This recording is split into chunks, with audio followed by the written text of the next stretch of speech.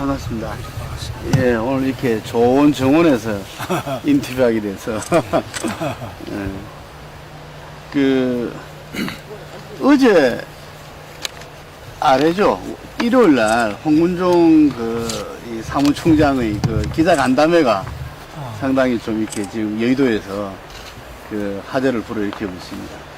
경기도지사 선거에서는 어쨌든 지사님이 마음을 정해야 이 말은 지사님이 나오신다면은 새누리당의 후보는 지사님이 될 수밖에 없지 않느냐 이런 이야기하고, 지사님 안 나올까 생각하는데 주변에 있는 친구들 어떨지 모르겠다, 그래서 참모들은 또 반대를 하고 있는 거 아니냐 이런 저런 여러 가지 이야기들이 나오게 됐는데요.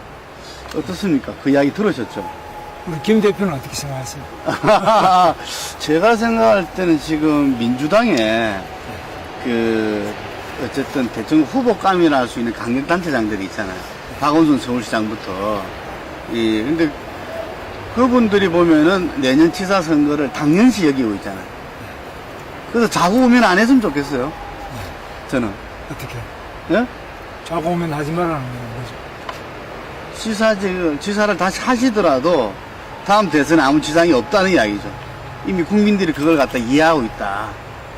민주당의 대통령 후보를 지금 광역단체장으로 보는 사람이 있나요? 지금 박원순 시장이 가장 유력하다고 이야기합니다. 안철수, 문재인, 그렇죠, 아직까지. 아닙니다. 지금 현재 안철수와 문재인에서 오히려 더 강력한 사람이 박원순 시장이다, 이렇게 이야기합니다. 그럼 여론상으로는 그렇지 않죠. 정치 전문가들 평가겠죠. 예. 전문가 평가가 맞는 적이 잘 없죠. 아니, 당내에 있는 분들도 그런 이야기를 많이들 해요. 글쎄요. 현재로서는 내가 볼 때는 광역단체장으로서 대통령 나서는 게 매우 불리한 형편인 건 사실이에요. 캡이 있는 것보다 낫잖아요. 그만두고 나서 대선 출마까지는 캡이 2, 3년간의 공백기가 상당히 또 이렇게 잊혀질 수도 있다. 또 너무 힘이 든다. 여러 가지 이야기 있지 않습니까? 그런 것도 현실이 그렇죠. 예. 그런데 지난번에 내가 나가보니까 김두관 지사는 대표적으로 아예 관둬버렸잖아요. 예, 지사를. 예. 나는 그렇게 극단적인 선택은 안 했지만 예. 좀 어중간한 선택이었죠, 그때로 보면. 그래서 이쪽도 욕먹고 저쪽도 욕먹는 식이 됐는데, 아무 전문가들도 당시에 박근혜 후보와 문재인 후보를 욕한 사람 없죠. 네. 그분들이야말로 바로 대통령 나갈 사람인데 그 해에 국회의원 출마를 했잖아요. 네. 우리는 벌써 지사된 지가 몇 년 됐잖아요. 그렇죠. 네. 근데 요거는 우리가 다 먹었죠. 그분들 욕한 사람 한 사람도 없죠. 네. 이게 오늘 한국 정치의 현실이고. 지사 국회의원들에 대해 달리 본다는 전혀 다르죠. 법도 다르고. 네. 법도 나는 우리 경선 사무실에 프레카드 한 장을 못 걸었어. 네. 못 건대요. 선관위 의해서 못 건대요. 국회의원들은 임태희 의원 안구다, 국회의원도 아니지만 안구 다니는 사람은 대문짝 맞는 그런 거. 우리는 아예 국회의원은 고사하고 액수보다도 더 못 걸고. 네. 이게 지금 현재 지방자치 주소죠. 예. 근데 지난번 경선 때 시사님이 그거 아실랑은 모르겠지만 시사님의 평상시의 어떤 이미지로 보면은 상당히 소신의 김문수 국회의원 시절부터 그 이전 시절부터 일관된 이미지였는데, 지난번 경선 때 너무 좌우우면했다. 그래서 이미지 손상이 좀 많이 갔다, 이런 평들이 많습니다. 그래서 이번에도 또 만약에 좌우우면하시면은 그 상처 좀 크지 않나 싶은데. 좌우우면을 한다기보다도 그때는 내가 그래도 유일하게 나간 거 아니에요, 새누리당에서. 예. 그렇게 나갔는데 좌우우면이라는 건 자기들이 석이 나는 거죠. 좌우우면을 안 하면 어떻게 하겠냐. 그러면 사표 내면 안 좌우우면이고, 사표 안 내면 좌우우면이고. 근데 예를 들면 지사 선거를 한 1년 앞둔 상태에서는 본인이 지사직을 갖다가 다음에 할 건지 안 할 건지 도전을, 이 부분에 입장을 이렇게 정리를 하시는 게 당내 여러 경쟁자들이라든지 또 도민들한테도 판단을 하는데 도움이 되지 않겠나 이런 이야기인 거죠. 그렇죠. 그것도 뭐 일단은 일정한 시간 내로 결정을 해야죠. 예, 너무 오래 가면은 예, 안 좋다고 봅니다. 예. 그 지난번에 좀 오래 갔지 않습니까? 지난번에는 출마했는데 뭐 오래 간 게 뭐냐. 2010년도 와서 결정을 하신 것 같은데. 아, 출마 여부를. 예, 출마 여부를 도지사. 대통령 후보 출마 여부를. 아니, 도지사. 지금 제가 묻는 거는 도지사. 아, 도지사 후보를 네, 지난번에 재선을 할 건가 말 거냐 부분. 재선을 할 것과는 비교적 재선을 한 거 아니에요? 재선하는 쪽으로 실정. 갔지. 예. 아예 안 나갔으면 좋았다 이렇게 말하는 사람도 있죠. 그런데 예, 일단 나간다는 거는 비교적 일관되게 나간 거죠. 그때는. 예. 지금 그때는 올해는 그러면 그걸 언제쯤 결정하실 예정이십니까? 원래도 이제 다음 차기 선거에 맞춰가지고 예, 차기 선거가 그래도 적어도 연내로는 무조건 결정해야죠. 연내. 연내 이전이라도 가능한 빨리 결정해줘야 맞다. 그 홍문정 총장의 그 발언이 일종의 좀 압박이다 이런 해석도 있습니다. 그 압박은 안 느끼고요. 예, 그 정도 가지고 뭐 압박 느낄 건 아니고. 예, 흔히들 하는 건 사무총장으로서 예, 자기도 준비를 해야 되니까 예, 그렇게 압박으로는 느끼지 않습니다. 유정복 장관은 뭐 일정한 마음을 가질 수 있죠. 우리 김포시장도 했고 예, 또 국회의원 장관을 하고 있으니까 아주 당연히 마음을 가질 수 있다고 생각합니다. 그 외에도 뭐 여러분이 하고 있지만 그렇게 생각하고 있다고. 그 다음에 두 번째로 각을 세우는 거는 뭐 당연히 각을 세워야 후보로 나가지. 각을 안 세우려면 후보로 나갈 필요가 없다고. 네, 그래서 지난번에는 그 이제 어떻게 보는지는 몰라도 내가 볼 때는 일단 내가 나감으로써 박근혜 대통령의 당선에도 일조를 했지 않느냐 이렇게. 그게 오히려 당선의 표를 깎았다고 보다는 네, 일정하게 긍정적 효과가 있었지 않느냐 이렇게 보고 있습니다. 저는 그렇게 생각하고 실제로 경기도도 네. 표가 이겼고요. 아, 그렇죠. 예. 그래서 그 점이 좀 큰 것 같아요. 사실 수도권에서 상당한 차가 벌어질 거랬는데 오히려 이 박근혜 후보가 오히려 더 당시에 경기도에서 이렇게 그 부분을 지사님 상당히 공이 있다 이렇게 봐야 되겠네요. 아니 뭐 내가 자화자찬할 수는 없지만 그게 긍정적으로 작용했지. 지난번에 내가 경선에 출마한 게 뭐 각을 세워서 기분 나쁘다 이런지는 몰라도 네. 객관적으로는 일단 득표에 도움이 되지 않겠나 이렇게 보죠. 근데 뭐 대체로 지금 처음 이제 100일이라는 게 사실 뭐 아이들로 보면은 걷지도 못하는 게 100일 아니에요? 네. 그래서 대통령도 마찬가지로 100일이라는 게 이제 시작 단계인데 비교적 지금 뭐 원만하게 잘 하고 계신다 이렇게 보고 있습니다. 예. 거기서 보면, 크게 보면, 안보 부분에서는 이 표를 안 찍었던 진영에서도 상당히 후한 점수를 주고 있고, 인사 부분에서는 표를 찍었던, 지지했던 부분에서도 굉장히 박한 평가를 하고 있습니다. 요 두 부분에 대해서 우리 지사님이 평가를 하신다면? 저도 생각은 다 비슷합니다. 문제는 그게 아니고 이제 민생과 경제죠. 아, 예. 그게 아주 참 어렵죠. 지금. 경제 점수는 좀 박하던데요. 글쎄 지금 뭐 세계 경제도 어렵지만 한국 경제가 지금 상태로는 출구가 안 보이기 때문에 매우 참 난제 중에 난제 중. 지금 6월 국회가 경제민주화 법안을 갖다가 양당이 지금 새누리당과 민주당이 가벌 상생이다, 을을 위한 정당이다 이러면서 경제민주화 법안의 그 입안을 서로 경쟁력으로 할 것 같은데 이 경제민주화 법안의 이 법안이 경제 살리기, 경제 성장에 어떤 영향을 미치려 봅니까?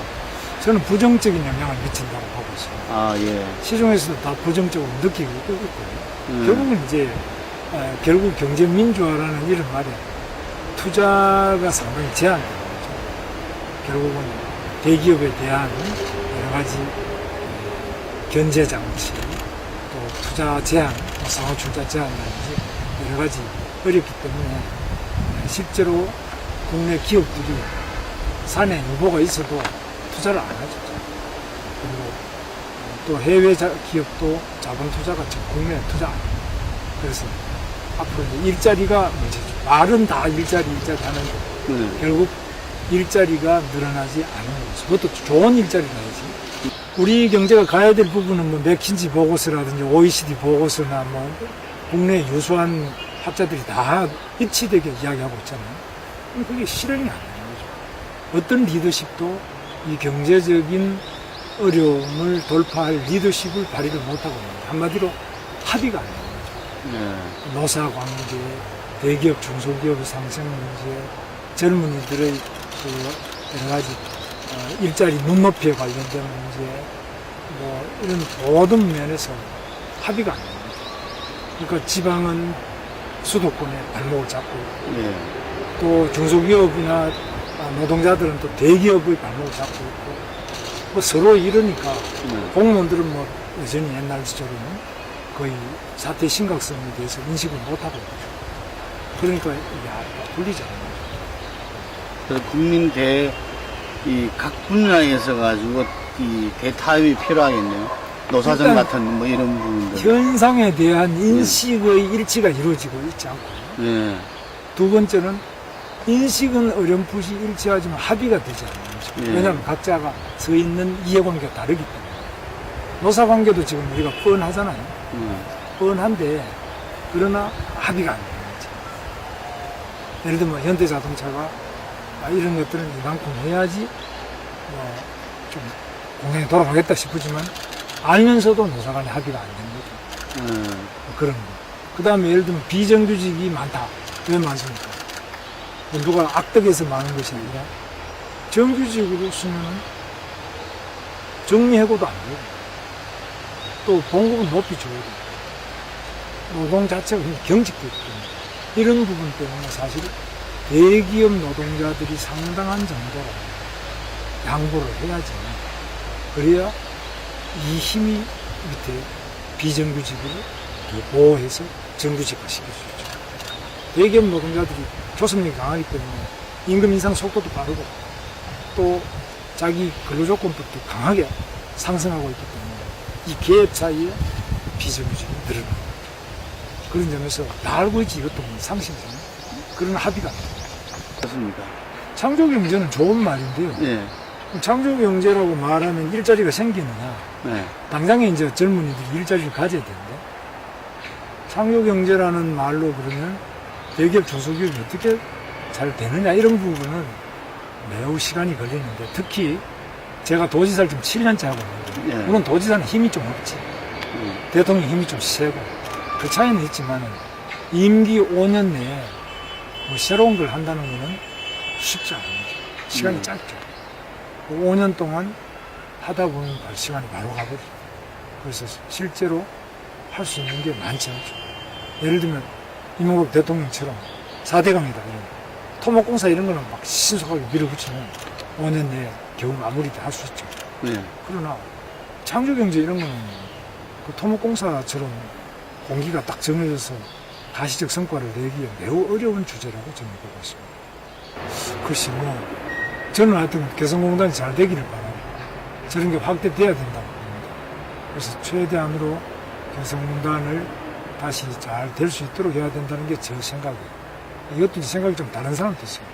그 해봐야 인질 잡히는 게 좀 많아요. 저는 생각이 조금 다르고 교류 협력, 인도적 지원, 다다 익선, 그리고 국방 안보 강화시켜서 한미동맹을 좀 강화해야 된다고 보고 그 다음에 북한 인권법 이런 거는 당연히 통과돼야 된다.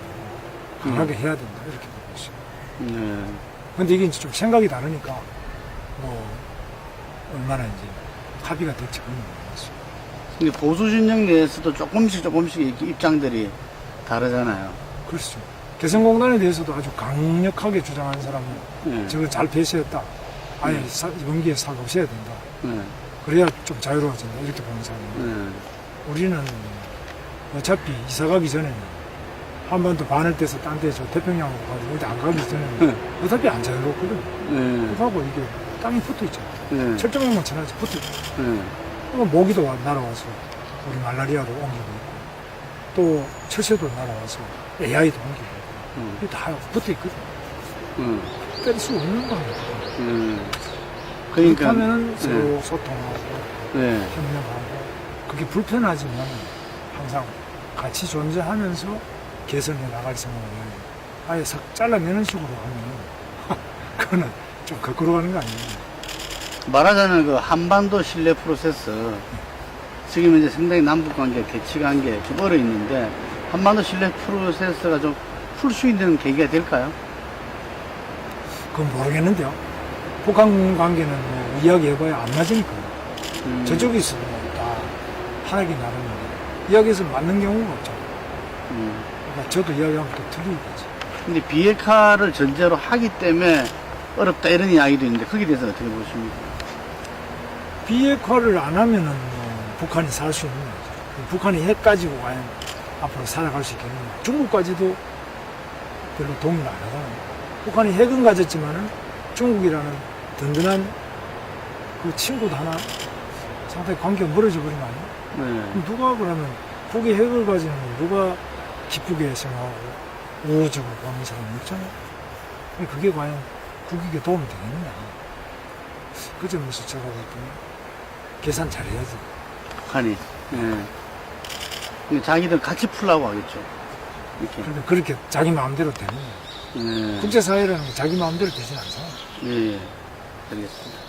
우리 이제 경기도 공무원들이 내가 이제 한 거는 경기도 바로 알기라는 경기도 지리, 문화, 경제, 인물 뭐 이걸 하나 해서 제가 취임할 때부터 시작해서 그걸 했는데 저는 상당히 의미가 있다고 이제 보고 있고 예. 경기도 공무원들이 경기도 살지도 않아요. 경기도 뭐 아는 것도 도청에 왔다고 갔다가 서울에 사고 도청 왔다가 이런 사람들이 아주 많습니다. 고위직일수록 더 안 살지. 경기도가 이게 지방자치가 아니에요. 그냥 뭐 직장이지. 이래서는 경기도가 아니에요. 경기도 알아야 돼요. 예. 그럼 대한민국 공무원은 대한민국을 알아야 돼요. 그럼 대한민국의 혼은 어디서 나오냐? 그 혼은 자기 역사를 알아야 돼요. 예. 지리와 땅과 인물을 알아야 돼요. 이건 모르고 영어 수학을 아무리 잘한다. 시험 잘 봤다. 법을 잘 봤다. 시험은 잘 보지만 과연 자기 지방자치는 자기 지방에 고유한 땅과 인물과 역사와 이런 것들을 경제와 뭐 이런 것들을 모르거든요. 그러면서 당연히 알아야 돼요. 그래서 지금은 기존의 교과서를 안 쓰면 되잖아요. 기존의 교과서를 봤는데 많은 공무원들이 거기에서 비판적 사관이죠. 대한민국을 비판하는 사관이지 대한민국의 주체로서 주인 정신을 가지고 서술한 게 아니죠. 그 지금 전 세계적으로는 대한민국이 가장 성공한 나라로 말하고 있어요. 그런데 우리 역사 교과서를 읽을수록 비판적으로 이승만이 이렇게 나오고 박정희는 이렇게 나오고 전부 나쁜 것만 씁니다.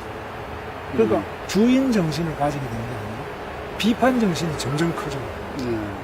자기 외국에서 이제 우리 경기도 많이 와요. 지금 또 왕동선 공무원 경기도 그리고 파장도 수원에 공무원 인재개발 우리 경기도 인재개발이면 거기 자기들 돈 내고 거기 와서 2주, 3주, 4주까지 공부를 하고 있어요. 한국에 와서 뭘 배우고 싶나? 어떻게 너희들이 옛날에 보살것없는 식민지에서 분단된 상태에서 전쟁을 제때는 데서 어떻게 이렇게까지 이렇게 해내? 가르쳐달라는 거예요. 그 설명할 수 있는 사람이 없어요. 공무원도 없고 사학자도 없고 아무도 없어요. 어디로 가느냐? 삼성전자로. 삼성전자 그 시설 보고. 근데 거기에서 그게 대한민국 역사가 나와요? 안 나오죠. 이런 것들은 우리가 우리나라를 배우고 싶어온 세계 한 60개 나라가 새마을대회하면 우리 한국 새마을대회인데 외국에서 한 60개씩 와요. 그럼 그 사람들한테 말해 줄 수 있어요. 그러려면 대한민국의 현대사를 긍정적으로 설명해 줄 수 있는 능력을 가져야 됩니다. 근데 이영훈 교수는 그런 사관을 가지고 그 공부를 또 제일 많이 했어요.